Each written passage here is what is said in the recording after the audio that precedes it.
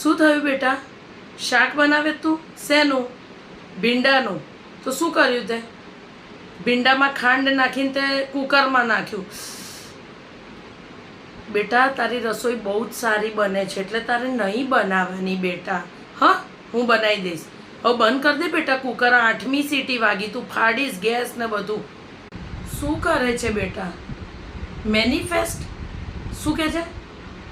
11 વાગે એટલે મેનિફેસ્ટ કરવાનું. એ ભગવાન, કરમ ફૂટેલા તો આને કહેવાય. હાહુય હારી ના મળી અને વહુય માથે પડી જ. ઓય બેબીના બાબા, આને એનો આખો પગાર એની માને આલી દીધો. કે છે મેં તો બાબુને કીધું જ તું કે હું મારો આખો પગાર મારી મમ્મીને આલીશ. એટલે અમારા આને રાખવાની એ છે કે આમાંય અલા અને પાછી મૂકી આય. શેનું શાક બનાવ્યું બેટા? મેથી અને કારેલા. શું નાખ્યું તે એમાં? એ તારા બાબુને એકલાને ખવડાવજો હો બેટા. પપ્પાજી નહીં ખાય, કેમ કે પપ્પાજીને છે ને હજુ જીવન રેખા લાંબી છે. હો, તારા બાબુને ખવડાવજે. હો બેટા, થોડાક વ્યવસ્થિત કપડાં પહેર. તું એક જ વેતના કપડાં પહેરે છે. પપ્પાજીને થોડું ઓકવર્ડ લાગે છે. હે, એટલે મારો છોકરો બરમુડા પહેરે એટલે તુંય બરમુડા જ પહેરે ઘરમાં?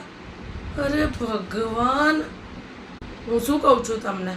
તમારા પેલા ભાઈબંધ છે ને જેમને હરિદ્વારના કોઈ આશ્રમમાં ઓળખાણ છે, આપણે બેનું એડમિશન કરાવી દો. આ વહુ આપણને જીવતા જીવ મારશે. આજે ખબર નહીં એણે કંઈક બીજું નવું શાક બનાવ્યું છે. યુટ્યુબમાં હતી ને, પાછી કે એમાં મેં વેરિએશન્સ નાખ્યા છે. આ મારી નાખશે જીવતા આપણને. એના કરતાં હરિદ્વાર ભેગા થઈએ આપણે. અલા, હું તને શું કહું છું, આ તારી બૈરીને થોડી સમજાય. આજે પેલી કામવાળી 1500 રૂપિયા કરવાની હતી, મેં એને ના પાડી તો મને કહે મમ્માજી તમે લોકો આટલા ગરીબ છો ને, મને ખબર નહોતી. અલા, તારો બાપ આખો દાડો છે ને અહીંયા હમણાં સાંભળીશ, સમજાઈ દે ને. ખૂણામાં લઈ જઈને, નહીં તો ધોકો મારીને ભોડું ફોડક. એનું નહીં તારું, એનું ફોડું તો જેલમાં જાય હું. બેટા, તે બાને એવું કીધું કે તમે મરી જાઓ પછી એ રૂમ હું લઈ લઈશ. શું એમાં ગેલેરી છે મમ્મીજી? અરે બેટા, આ બા છે ને આપણા બધાનું 12મું કરીને જશે. આવું ને આવું તું બોલીશ નહીં ભાઈ. હું તને હાથ જોડું છું.